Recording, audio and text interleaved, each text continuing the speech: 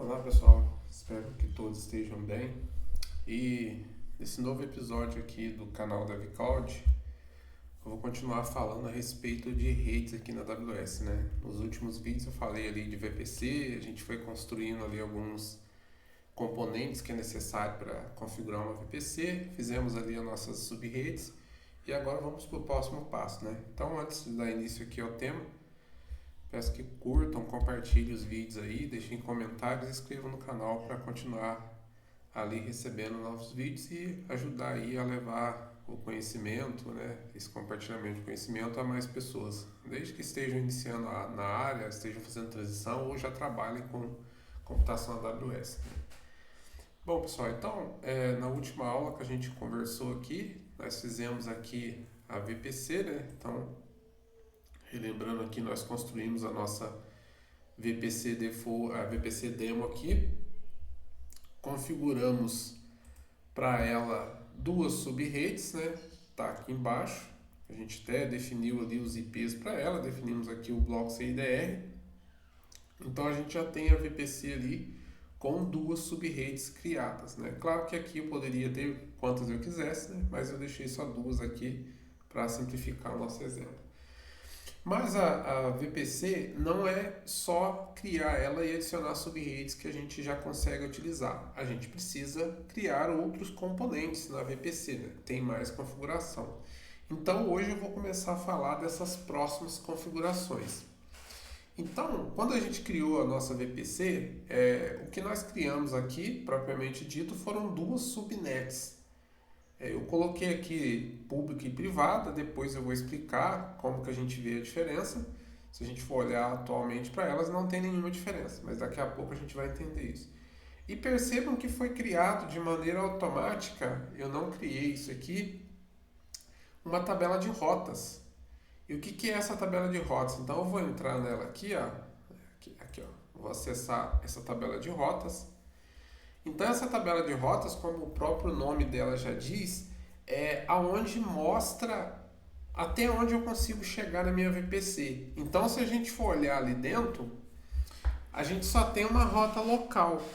Ou seja, essa VPC, como eu falei lá no começo, quando eu falei sobre a teoria da VPC, ela é isolada. Então a gente pode ver que ela tem aqui uma rota apontando somente local, então ela não alcança a internet. Então, se a gente criar, por exemplo, um EC2 nessa VPC, esse EC2 ele vai estar isolado dentro dessa VPC para conversar, né, se comunicar com outra VPC em outra subnet, mas desde que seja dentro dessa VPC. E a gente não tem acesso à internet. Então, a tabela de rotas aqui é aonde a gente vai dizer para a VPC, né, na comunicação interna dela, quando ela não achar, por exemplo, eu estou na minha EC2, dentro de uma subrede, eu vou fazer uma requisição para a internet, eu vou tentar acessar um site, ele vai tentar achar essa rota. E se ele não achar essa rota localmente, a gente vai receber um erro, porque não tem como propagar isso para outro lugar. Para que isso aconteça, a gente vai precisar, como eu falei no começo, usar outros componentes que permitem que a VPC se comunique com a internet, nesse primeiro momento. Então, aqui na tabela de subrotas, eu posso verificar aqui quais as subredes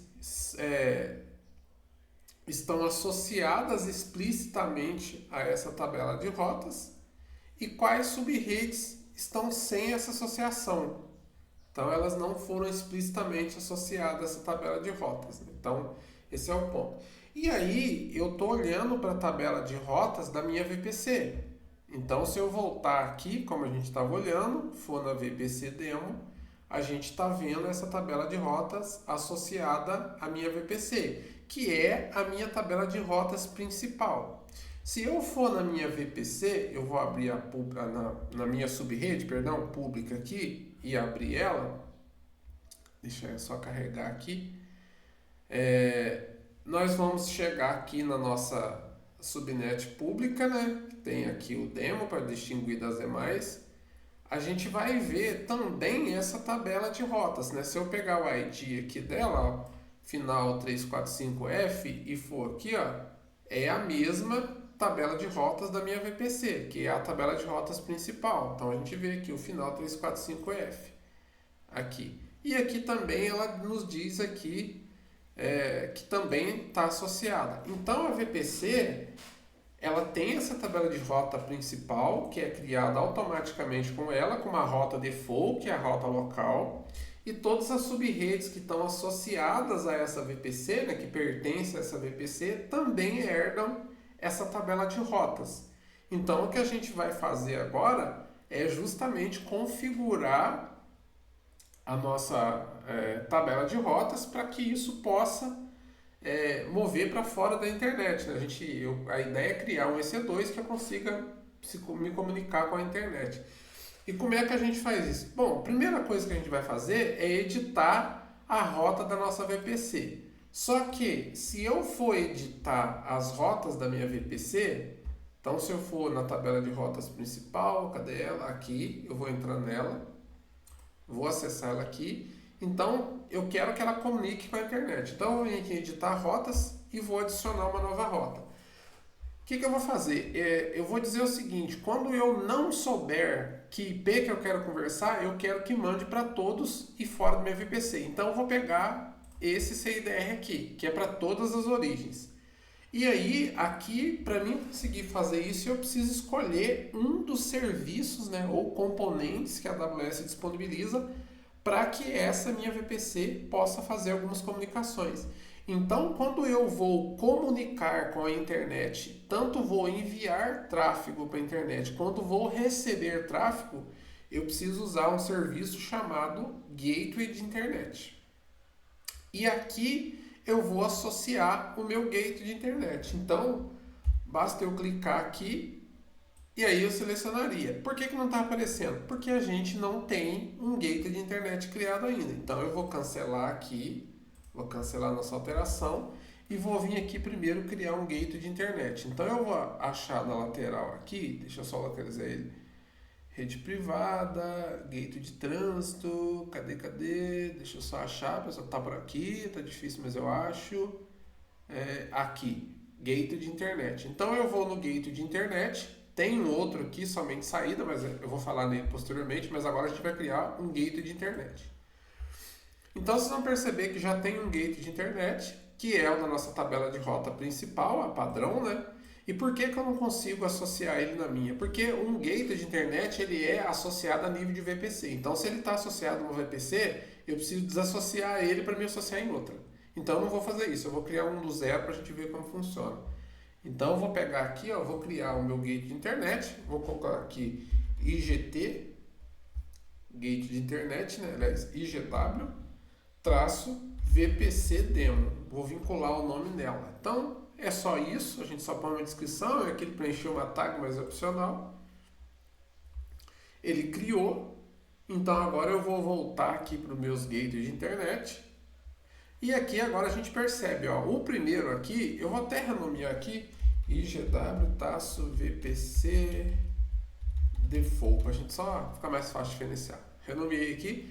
Observa que o de cima ele está atachado à minha VPC principal, já o de baixo não. Então vamos fazer isso. Então eu vou clicar aqui, vou vir em ações e vou vir associar a VPC. E aqui eu seleciono a VPC demo, que é a qual ainda não tem um gateway de internet atachado. Perceberam que se eu selecionar aqui não aparece a VPC default, porque ela já tem um, então só aparece aqui não tem. Então, associar gateway de internet a VPC está associado. Agora, se eu voltar na minha tabela de rotas, que é essa aqui da VPC, ó, eu vou até colocar o nome também, pessoal. TBL Rotas VPC, para facilitar, VPC Demo. E aqui eu vou também TBL Rotas VPC Default, para ficar mais fácil de visualizar. Então eu vou entrar na minha tabela de rotas e agora sim eu vou adicionar uma rota para a internet. Então eu vou adicionar a rota, como eu falei, para todos os destinos. Vou selecionar o gateway de internet e agora quando eu clico aqui ele já busca para mim o gateway de internet associado à minha VPC. Vou selecionar e vou salvar a alteração. Pronto. Agora a minha tabela de rotas já tem um destino, uma rota que direciona para a internet. Então, quando eu mandar uma requisição, por exemplo, da minha EC2, que pertence à subrede pública, que pertence à VPC demo, quando eu mandar para um destino de IP desconhecido na minha rede local, o que ele vai fazer? A tabela de rotas vai jogar para todos os destinos, que tem como alvo o próprio Internet Gateway. E aí sim, o Internet Gateway vai permitir que esse tráfego vá para a internet e receba uma resposta. Então essa é a ideia desse componente. Então o que a gente precisa fazer aqui é exatamente isso. Então esse passo ele é essencial para que a minha VPC possa enviar e receber tráfego da internet. Então a gente tem aqui, depois eu vou falar do gate de internet somente saída, né, pelo próprio nome que provavelmente você já deve ter deduzido qual é o papel dele.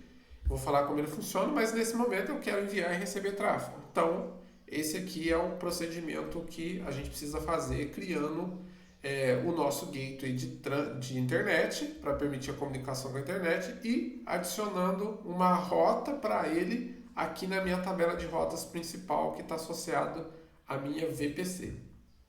Beleza? Então vou finalizar esse vídeo aqui e a gente continua na próxima. Até mais.